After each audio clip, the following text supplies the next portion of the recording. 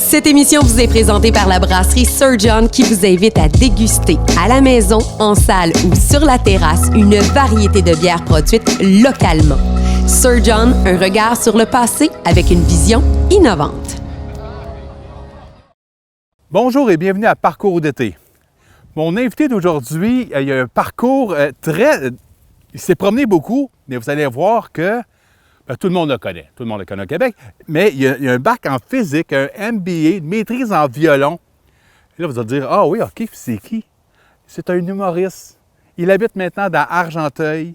Il a commencé, il va nous en reparler durant l'émission, il a commencé vers 12-13 ans à travailler un peu l'humour. C'était en lui, hein? On va le voir là, durant l'émission, avec un personnage de RBO, entre autres. Et de là, tout a commencé. Et par la suite, bien là, c'est vraiment au Québec et même, je dirais, au Canada français que tous les gens les ont connus avec les Bleu Poudre. Et oui, je parle d'un des membres des Bleu Poudre, Jacques Chevalier. Pour ceux qui ont regardé l'émission, c'est Jacques Chevalier-Longueuil, évidemment. On l'accueille aujourd'hui à Parcours d'été.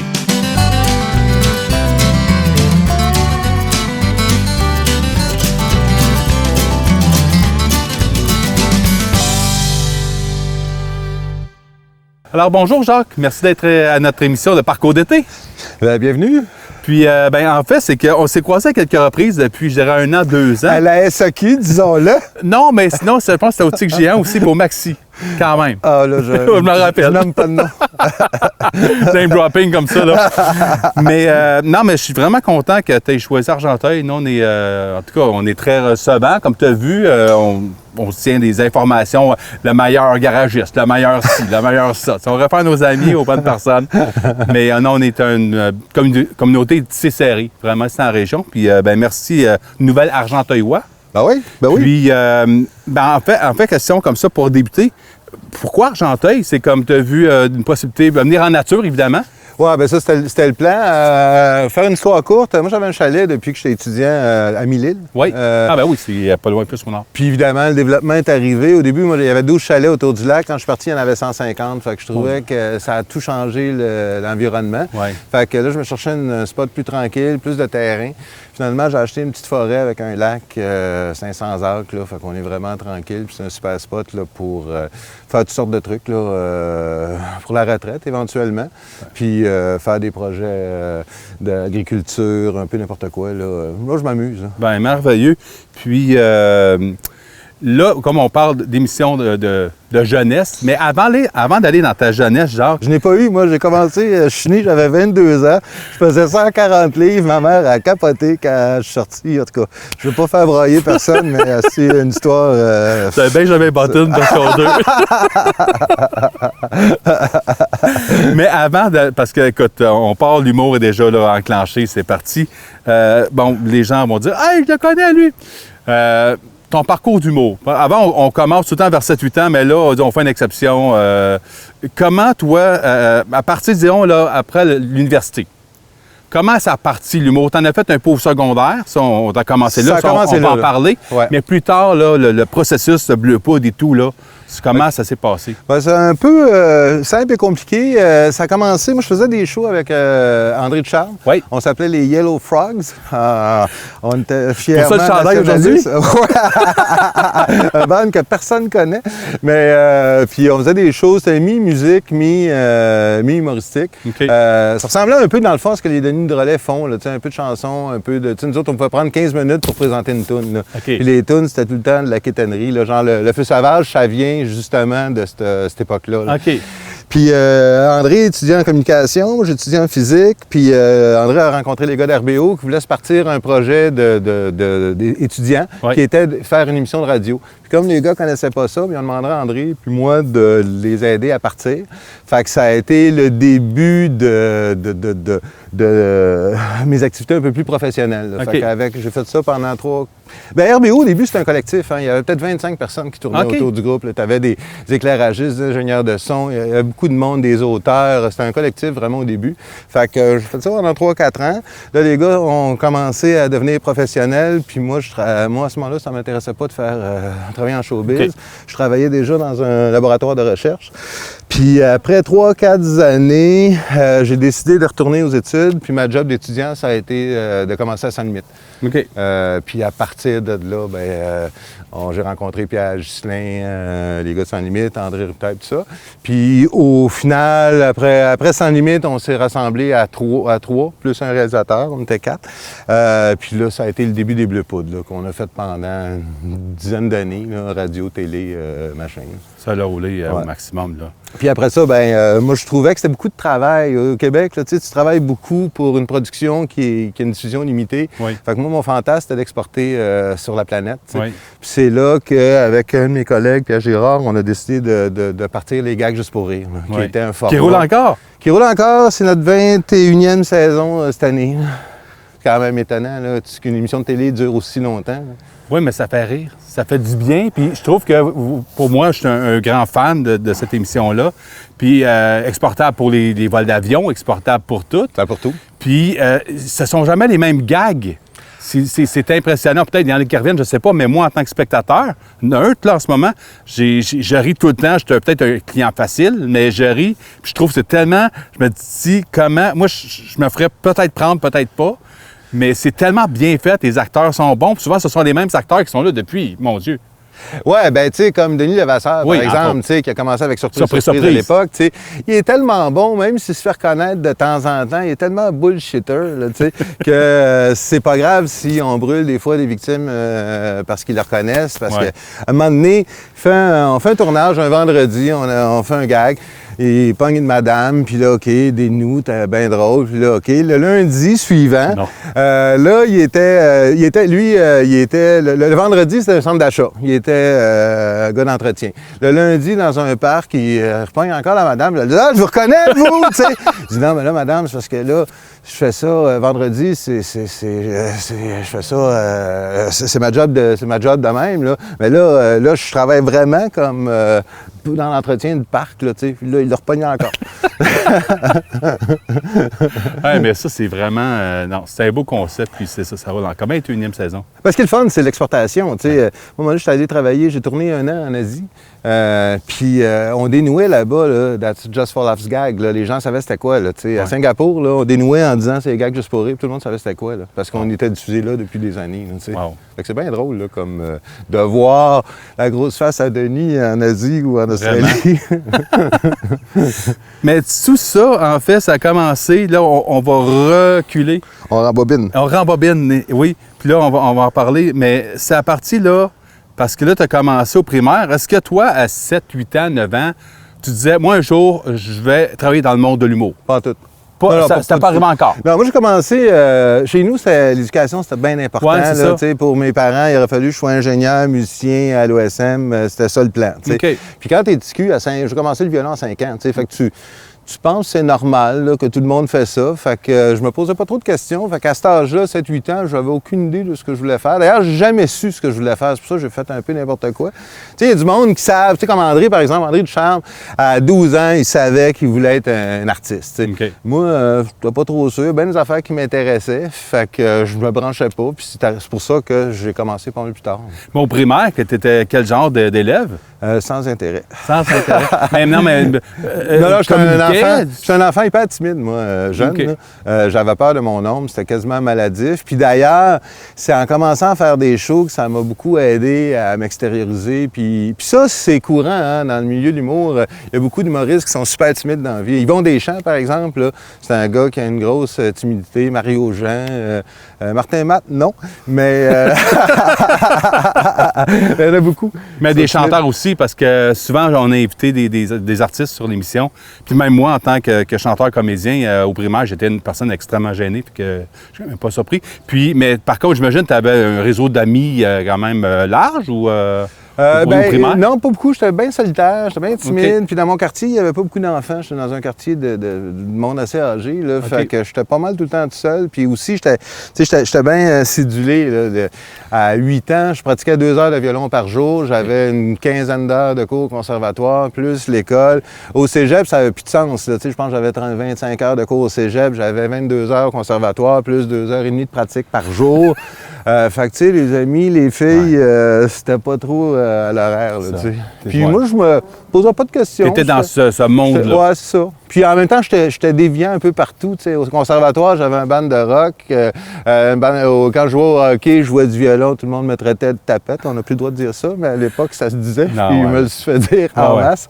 Fait que j'ai toujours été un peu mal assorti, ultimement. Tu sais. Mais en même temps, je pense que c'est le propre des gens qui sont curieux, qui aiment faire plusieurs choses, qui aiment explorer des trucs. Puis finalement, tu sais, tu peux même faire un plan de vie, mais à un moment donné, il y a des opportunités qui font qu'à un moment donné, tu vas aboutir à gauche ou à droite. Puis, tant que tu es heureux là-dedans. Et voilà. Puis dernière journée d'école, avant, mettons, on parle encore de primaire, début secondaire, j'imagine que tu avais hâte d'ouvrir la porte de la classe, puis... Ben, pas tant que ça. Non? J'avais pas de. C'est vrai, tu continues tes cours de violon et tout, là, c'est vrai. Non, ben, si l'école, j'aimais ça, mais tu sais, si ça aurait été autre chose, ça aurait été correct aussi. Là, mais c'est sûr que, tu sais, comme enfant, c'est sûr que l'été qui arrive, c'est toujours le fun. Là, mais comme je te dis, j'avais pas un gros sac d'amis, jeunes. Là, fait que, puis tu avais aussi des cours de violon et tout, à continuer, même si c'était l'été. Ça continuait l'été, je pratiquais pareil. Il n'y avait pas de toute façon, si tu veux devenir bon, il faut que tu pratiques. Il n'y a pas de. C'est difficile le violon. Qu'on s'en parle, là. C'est quelqu'un... toi, t'en as joué en masse, maîtrise, mais pour quelqu'un qui arrive comme les mortels, c'est plus facile de jouer une toune au piano que jouer du violon, là. Oui, ou de la guitare. La guitare même. Moi, c'est pour ça, je jouais de la basse, la contrebasse, de la guitare, parce que quand tu joues du violon, des instruments à cordes, c'est comme une seconde nature, là, tu sais. Puis ça, c'est le fun, parce qu'aujourd'hui, moi, je joue encore avec les mêmes amis que j'avais quand j'avais 15 ans. Ah, ouais? On pratique une fois par mois encore. Ah! On est toujours aussi mauvais, mais on a autant de fun. C'est ça. Ah, merveilleux, crime. Et durant toutes tes années, est-ce que tu as déjà eu l'occasion de pratiquer le golf? Pratiquer, c'est un bien grand mot. Subir est plus adapté. Quelques fois, peut-être joué une dizaine de fois dans ma vie. J'ai déjà pris des cours de golf, mais visiblement, j'avais pas de talent, fait que je me suis tanné. Bien, en fait, c'est un sport où les gens vont dire que c'est un hobby, c'est le loisir, mais c'est vraiment, c'est un peu comme le violon, tu sais, c'est de jouer, de jouer, la constance. Ouais. C'est pas en quelques coups, pas en quelques pratiques ou de leçons qu'on va devenir un Rory McIlroy, Tiger Woods, là. Non, c'est ça. On s'entend. Tiger Woods, au volant, je suis capable de le battre, par exemple. Mais bon. Ça s'arrête là. OK, on va aller promener les balles.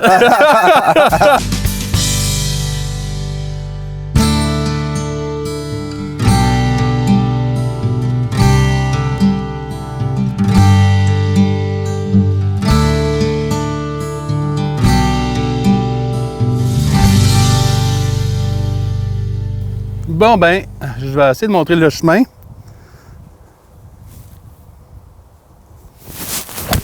Wow! Oh boy! Bon, moi, j'arrête. Pas de taille. Je te dirais, même chose. Ben oui. Facile à dire.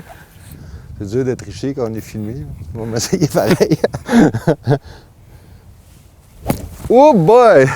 Oh, elle est rendue, parce que quand tu fais un truc d'un coup. J'ai un bel élan, mais la balle reste là. Non, mais sans farce, je te dis, t'as un super bel élan. C'est comme je disais, quand même, garder les yeux sur la balle, puis elle va partir. C'est encore drôle. Et voilà. Ah, attrape. Non, écoute, c'est beau. Ici, là, c'est un par 3. Donc, première balle, deuxième balle, puis tu le verre. Tu vas faire la peur. Merveilleux. Bon, tout le monde en char. Oui. Donc, tu me disais même la dernière journée d'école, pour toi l'été, c'était oui, non, parce que les cours suivaient, mais sinon, durant les étés au primaire, début secondaire, ça ressemblait à quoi? Moi, ma grosse activité en vacances, c'est l'obésité. Ça, j'étais pas mal bon là-dedans. Mais ouais, les cours de violon continuaient. Je prenais les cours de natation. Je faisais quand même pas mal de sport, là, baseball, natation, vélo. Puis une semaine par année, on allait à Hampton Beach. Oh yeah! Une semaine, ouais, c'est ça. Puis des fois, des voyages au Québec, là, en Gaspésie, une couple de fois, Saguenay. Okay. Fait que c'était pas mal ça, nos vacances d'été. Puis après ça, on était prêts pour recommencer en septembre.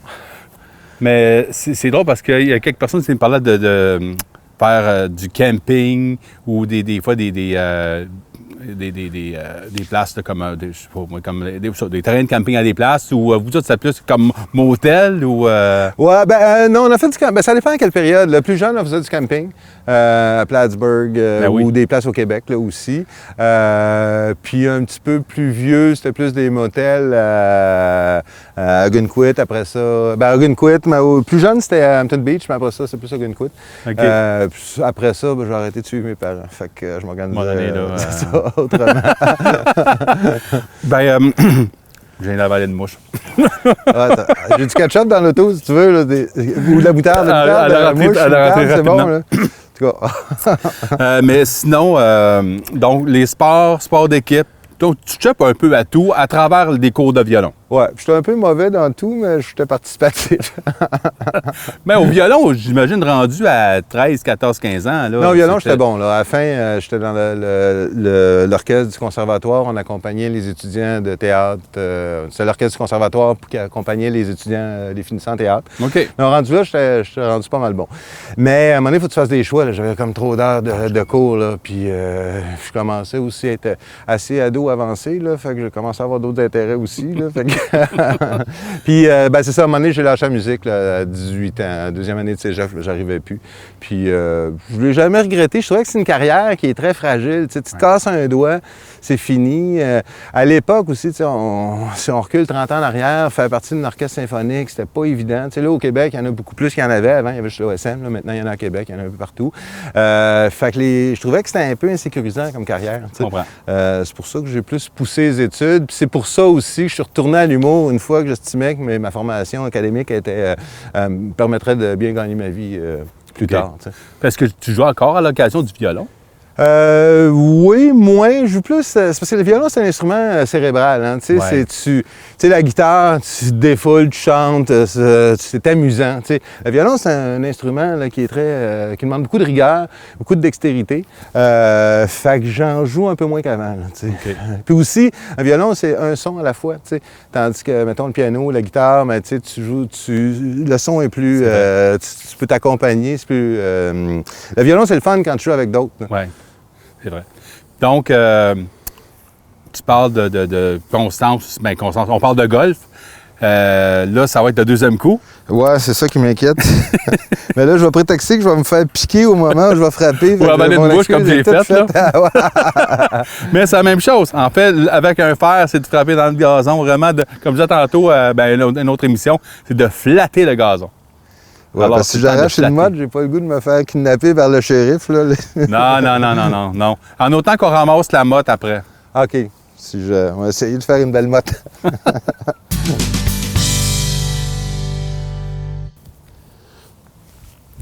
Et voilà. Ouais. Elle va descendre, elle va rouler. Elle roule encore. C'est bon. Elle est rendue proche sur le bord de la frise. Bon, c'est bon. L'honneur est semi-sauf. Bon, là, on est rendu premier emploi. Premier emploi d'été. Ou les premiers emplois. Ça ressemblait à quoi de ton côté? Ben moi, j'étais un être paresseux, mais qui travaillait beaucoup. Parce que il fallait que je m'achète de l'équipement de musique. Ouais. J'avais souvent deux jobs en même temps, 2-3 jobs en même temps l'été. Puis ma première job, je travaillais comme chez Laura Saccard comme... dégustateur, non. Ça aurait pu. Ben, je gustais, mais on the side. Okay. Mais non, comme je vendais la crème glacée. OK. J'étais vraiment le king de la crème glacée chez Laura Saccard. D'ailleurs, j'attends qu'il me rappelle là, pour me offrir un poste. Puis l'autre job que j'ai fait, puis ça, j'ai bien aimé ça. Pour vrai, je travaillais chez Hasbro. Ouais. Les jeux Hasbro. Les jeux, ben oui. Puis j'ai aimé ça parce que j'ai appris c'était quoi le travail à la chaîne. Tu sais, quand tu es étudiant, tout ça, tu es un peu déconnecté de la vraie vie. Moi, j'ai travaillé pendant plusieurs années dans une vraie shop. OK. Puis j'ai vu c'était quoi, là, travailler dans une shop. Puis ça, c'est drôle parce que j'étais maltraité. J'estimais que j'étais maltraité. Fait qu'à un moment donné, pour pas me venger, mais pour me satisfaire, je faisais moi, ma job, c'était de mettre des boîtes dans des boîtes. Les boîtes, mettons, de Light Bright. Là, que tu mettais ça dans le Light Bright, oui. Fait que, mais des fois, je mettais les articles dans le jeu de Light Bright, puis après ça, je le mettais dans la grosse boîte. Puis là, à un moment donné, je me suis dit, je vais faire des cadeaux. Fait que je mettais des cadeaux dans les boîtes de Light Bright. Mettons, un vieux gant déchiré, une mâchée de gomme. Puis là, je me disais, j'aimerais tellement ça voir l'enfant qui ouvre son Light Bright. Puis qui dit, maman, c'est quoi ce vieux gant-là? Fait que là, il est trop tard, ils peuvent plus me poursuivre, ça fait au moins 30 ans. C'est pour ça que je peux en parler. Avec les réseaux sociaux, ça passerait tellement plus, là. Non, mais tu sais, j'avais 17 ans. C'est drôle d'envoyer là, penser à l'enfant, à la mère. Regarde pas ça, là. Non, mais je mettais rien d'effrayant, mais des affaires que tu t'attends pas à voir dans le jeu de Matt Bright.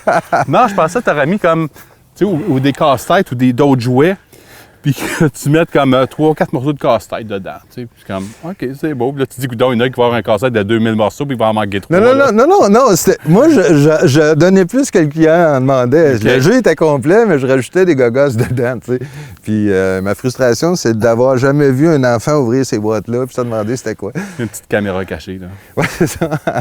Puis, après, le Hasbro, puis après ça, qu'est-ce qui est arrivé, point de vue emploi? Ben après ça, j'ai travaillé comme préposé dans les hôpitaux pendant 6 ans. Ça a été ma job au cégep à l'université. J'ai fait ça pendant 6-7 ans. OK. À l'époque, c'était pas valorisé. C'est sûrement plus payant aujourd'hui que ça l'était à mon époque. Mais c'était une belle job d'étudiant. En plus, je travaillais de nuit. Fait que je pouvais étudier, faire mes travaux la nuit, parce que surtout que mon poste est en psychiatrie. Là, puis en psychiatrie, les patients sont tous autonomes. Tu es plus gardien de sécurité qu'autre chose. Okay. Ça n'empêchait pas que l'été, je travaillais sur les étages, puis à l'urgence, puis un peu partout. Ah, mon Dieu, fait que ça, c'est... Ouais, mais c'est encore là, c'est des belles expériences. Tu sais, absolument. Tu t'attaches aux patients. Là. J'avais des vieilles madames, là, des fois, là, qui tripaient sur la littérature. Fait que là, je finis par être chum avec eux autres, de semaine en semaine, de mois en mois, des voix. Ouais. Fait que des fois, pendant mes breaks, j'allais parler littérature avec les madames ou les messieurs qui étaient pognés là puis qui n'avaient pas grand-chose à faire. Là, en même temps, pour eux, c'est une ressource qui c'est pas soulageant, mais c'est du réconfort. Bien, préposé, c'est beaucoup ça. Hein? C'est pas juste, tu sais, on entend tout le temps le côté déplaisant de la patente, là. Mais tu sais, c'est aussi un support humain, de jaser avec les gens déjà, juste que les gens puissent s'exprimer puis avoir un peu de compassion. Juste ça, je trouve, c'est beaucoup, tu sais. Puis franchement, tu développais des petites amitiés pareilles. Là. Comme je te disais, des fois, je faisais des détours dans les étages pour aller voir des patients que je connaissais puis qui étaient là depuis des années, là, tu sais. Puis tout ça, parallèlement, parce qu'on parle des années préposées. Ouais, ça, c'est de 18 à 23 ans. Mais l'humour aussi est reparti en flèche là-dedans, là, à travers ça. Ouais, bien ça, c'était on the side. Ma vraie job, c'était ça. Je suis parti en appartement à 17 ans, là. Okay. Fait que fallait bien que je travaille, là. Ouais. Puis on the side, mais je continuais à faire des spectacles avec André Duchamp. On avait un groupe qui s'appelait les Yellow Frogs, un méchant band incroyablement mauvais. Fait qu'on... Toutes ces années-là d'étudiants, là, du secondaire à la fin de l'université, j'avais un groupe d'humour, musique, puis on a roulé jusqu'à la création de RBO. OK. Puis ça, c'était n'importe quand. Évidemment, l'été, on faisait plus de shows que l'hiver. Puis on pratiquait tout le temps aussi. Fait que ça, c'était pas mal mon activité parascolaire la plus importante. Là. Mais à l'époque, on n'avait aucune idée où ça nous mènerait. Là, on faisait ça pour le fun, point. T'sais. Puis d'ailleurs, moi, j'ai toujours fait ça pour le fun. T'sais, même avec les Bleus, moi, je suis resté avec les Bleus parce qu'on avait du fun. On s'entendait bien l'équipe ensemble, puis pour le plaisir, point. T'sais. Puis, tu sais, je trouve que c'est la bonne façon de faire ça aussi, de la création. Nous autres, ça nous faisait rire. On se disait, s'il y a du monde qui aime ça, tant mieux. Sinon, le diffuseur nous crissera à la porte, puis c'est tout. Fait que... Mais je pense que ça revient souvent d'avoir du plaisir. Il faut que ça soit ça, tu sais. Puis les gens vont te voir. Oui, ben oui. D'ailleurs, tu sais, Sans limite, Taquinon, il y avait bien des affaires imparfaites, là, tu sais. Des fois, c'était pas trop réussi, mais les gens comprenaient qu'on essayait des affaires, qu'on essayait, nous autres, de développer des nouvelles formes d'humour, puis les gens, je pense, nous suivaient là-dedans, ils voyaient bien qu'on essayait. Fait que des fois, c'était plus ou moins réussi. Des fois, c'était plutôt bon, tu sais. Mais tout ça se faisait tout le temps dans l'optique de développer des nouvelles affaires puis d'avoir du fun. T'sais. Ben écoute, ça a marché parce qu'on en parle encore. Puis question rapide, parce que tantôt j'ai oublié de demander, Bleu Poudre, est-ce que c'était par rapport à un petit clin d'œil aux animateurs de la soirée du hockey? Ben oui et non. Les vestons Bleu Poudre étaient un clin d'œil à Sans limite. C'était un clin d'œil aux animateurs de la soirée du hockey. Ouais. Ça venait vraiment de là. Mais après ça, nous, on a choisi ce nom-là parce que on a essayé pendant Sans limite, on a essayé de faire un album, puis on n'avait pas les droits d'utiliser Sans limite. Okay. Fait que là, on a dit on va s'appeler les Bleu Poudre parce que c'est l'affaire qui nous situe le mieux là, pour les gens. Là. OK. En tout cas, ça a fonctionné parce que quand on voit Bleu Poudre, on a la référence de René Le Cavalier puis des Bleu Poudre de vous. Ben, on voulait s'appeler les Beatles, mais esti, on s'était fait piquer le nom. Fait qu'on s'est rabattu sur ça. Ça commence par B. Oui, c'est ça. Ouais, mais en référencement, tu sors plus vite que si tu t'appelles Frank Zappa, mettons. Ah, et voilà. Mais là, on tombe dans mon élément, là, parce que j'ai quand même été Monsieur Minipot pendant plusieurs années. Là, fait que quand on se rapproche du trou, la confiance bondit. Et voilà. Avec une petite... on va lui donner un petit angle.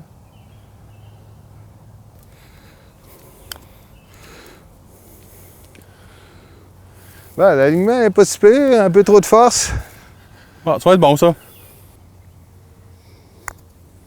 Oh! Oh! Ouais. C'est très dur en descendant. Ouais. Ah, passe pas dessus, hein? Non, non, non, vous êtes trop Non, mais me fort. semble. Oh! Bravo. Ah! Je pensais qu'elle tombait.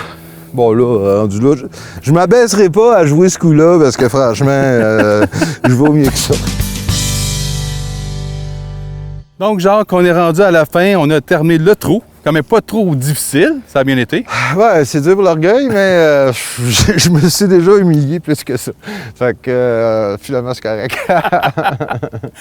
Là, maintenant, nouvelle Argenteuillois depuis peu. Oui, monsieur. Là, évidemment, je sais que tu es une personne qui s'implique beaucoup. Là, tu es aussi sur le conseil d'administration de Fibre Argenteuil, entre autres. Oui, oui, oui. Ben oui, j'ai été contacté par Fibre Argenteuil qui ont le mandat de connecter la fibre partout dans la région. Ouais. Puis c'est une Christie de belle gang, du monde super impliqué, qui travaille pour le monde. T'sais. C'est de plus en plus rare, là, mais tu vois là, que toute la préoccupation, c'est de bien servir les gens, donner un bon service, étirer le réseau le plus rapidement possible. Là. Fait que ça, je trouve que c'est le fun de s'impliquer comme ça. Là. Puis c'est le genre d'affaires que je veux faire dans le futur aussi dans la région, là. Donner au suivant. Ouais. Parce que le télétravail, on s'en parle depuis la pandémie, c'est quelque chose qui est de plus en plus fréquent. Ouais. Donc, les gens, d'être un endroit de qualité, près des lacs, des forêts, et de pouvoir faire ça de chez soi avec ton laptop, ton ordinateur, avec la fibre, c'est merveilleux. Et puis, ben, absolument. D'ailleurs, c'est pour ça que ça prend de la fibre partout en région, puis pas juste ici. Tu sais, ici, on est à 1h15 de Montréal, là. Ouais. Mais tu sais, en Abitibi, en Gaspésie, partout, il faut que tout le monde soit connecté. Mais ça, là-dessus, je trouve le gouvernement de la CAQ c'est un vrai statement là, de plugger tout le monde au plus vite. Là, puis ça, c'est bien. Puis très bien. on le voit ici dans Argenteuil également avec fibre. Oui, c'est ça. Puis sinon, c'est de profiter du temps, un endroit comme que tu es partout, en fait, dans Argenteuil, que ce soit Mille-Îles, Gore, Wentworth, Harrington, Grandville-sur-la-Rouge, c'est des super beaux endroits. Je parle pour ma paroisse, mais quand même, tu le vois. Moi, j'adore le coin, puis là, on vient de se bâtir, là, fait qu'on commence à découvrir la région, puis je trouve que c'est formidable. Là. On adore ça. Fait que les prochains mois, entre autres, ça va être d'un peu... parce que tu n'as jamais vraiment arrêté. Fait que là, c'est quand même un petit peu... Ben là, c'est ça. Là, j'ai décidé de prendre une année sabbatique. Au moins peut-être 2 ans. Juste me redemander qu'est-ce que j'ai goût de faire. J'ai fait quand même bien des trucs. Puis là, je veux voir... À l'âge que j'ai, il me reste encore du temps pour faire d'autres projets. Fait que je veux juste être sûr d'investir dans le bon truc là, pour les prochaines années. Fait que je prends mon temps. Puis pour une fois dans ma vie, je peux me dire, OK... Je fais rien, là, je réfléchis, puis d'ici 1 an ou 2, je vais revenir actif. Mais tout en étant encore avec les gags. Peut-être pas non plus. Non. Là, j'ai quitté récemment, il y a 6 mois. Puis là, je suis complètement libre. Là, okay. Mais là, mon projet, c'est de venir asphalter ici, là, à grandeur. On va tout couper ça. On va asphalter du pavé uni par là. Un bunker au cas qu'on ait une attaque nucléaire à la chute. Non, si tu ris, mais on en reparle de plus en plus. Là. Fait que le bunker serait pas mal là. Là, il y a un projet avec la Corée du Nord aussi, là, de rampe de lancement de missiles, là, mais là, il faut dealer avec la municipalité, ils ne savent pas trop où c'est. Non, laisse faire ça. Non. Hey, ça fait vraiment un plaisir, genre. Pas de même. Merci pour l'invitation. C'était très plaisant. Merci de ton temps, de ta disponibilité. Je suis très content de t'accepter. Ça me fait chaud au cœur. Puis à TVC, on est très, très content que tu aies fait partie de ce parcours d'été. C'est ça, les has-beens, on a du temps. Que de plaisir aujourd'hui avec Jacques Chevalier.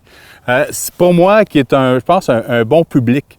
Je suis ricaneux. Mon père pourra vous témoigner, ma mère avec. C'est très difficile pour moi, même en étant comédien à la télévision, souvent des bloopers ou me retenir pour pas rire, c'est très difficile. Mais aujourd'hui, j'ai été gâté avec Jacques, toujours de bonnes anecdotes, des bonnes histoires. Mais évidemment aussi, c'est une personne qui a travaillé préposé pour les personnes âgées. Donc, il a vu un peu les deux côtés de la médaille et je pense souvent que ça sensibilise d'être justement, quand on fait du punchline pour l'humour ou quoi que ce soit, puis on sait exactement notre public comment le travailler. Puis j'ai vu avec Jacques son côté très humain. Puis souvent, avec un personnage qu'on voit à la télévision, on ne le perçoit pas tout le temps, mais sincèrement, Jacques, j'ai hâte d'aller souper chez vous, puis qu'on fasse un party, puis plein de choses comme ça, parce que t'es un nouvel Argenteuillois. Puis je pense que les gens t'ont vraiment adopté. Puis je pense que c'est pris avec nous autres pour très, très, très longtemps. Alors merci à tous encore d'être présents pour ce parcours d'été et on se revoit pour une autre émission. Bye!